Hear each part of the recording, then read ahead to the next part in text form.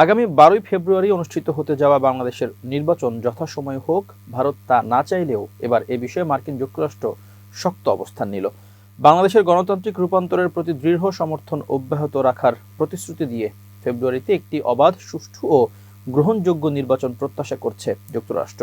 ওয়াশিংটনে সফররত জাতীয় নিরাপত্তা উপদেষ্টা খলিলুর রহমানের সঙ্গে আলোচনায় যুক্তরাষ্ট্রের রাজনীতি বিশ্লেষক আন্ডার সেক্রেটারি অ্যালিসন হুকার এই আশাবাদ ব্যক্ত করেছেন।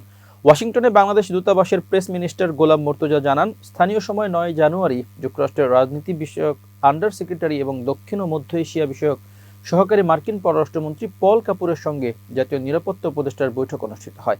এছাড়া তিনি বাংলাদেশে যুক্তরাষ্ট্রের নতুন রাষ্ট্রদূত ব্রেন্ট ক্রিস্টেনসেনের শপথ গ্রহণ অনুষ্ঠানে অংশ নেন। জাতীয় নিরাপত্তা উপদেষ্টার সঙ্গে যুক্তরাষ্ট্রের এই উচ্চ পদস্থ কর্মকর্তাদের আলোচনায় আসন্ন নির্বাচন, দুই দেশের অর্থনৈতিক ও বাণিজ্যিক সম্পর্ক, রোহিঙ্গা ইস্যু এবং আঞ্চলিক বিষয়গুলো নিয়ে কথা হয়েছে বলেও জানান মর্তুজা।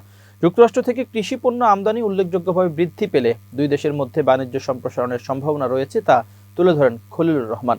তিনি সাম্প্রতিক ভিসা বন্ডের প্রেক্ষাপটে বাংলাদেশি ব্যবসায়ীদের যুক্তরাষ্ট্রে ভ্রমণ সহজীকরণের জন্য অনুরোধ জানান এবং সম্ভাব্য ক্ষেত্রে স্বল্পমেয়াদী ব্যবসায়িক B1 ভিসার জন্য বাংলাদেশি ব্যবসায়ীদের ভিসা বন্ড থেকে অব্যাহতির বিষয়টি বিবেচনা করার আহ্বান জানান। বিষয়টি স্বীকার করে অ্যালিসন হুকার জানান, যুক্তরাষ্ট্র সরকার এই বিষয়ে ইতিবাচকভাবে বিবেচনা করবে।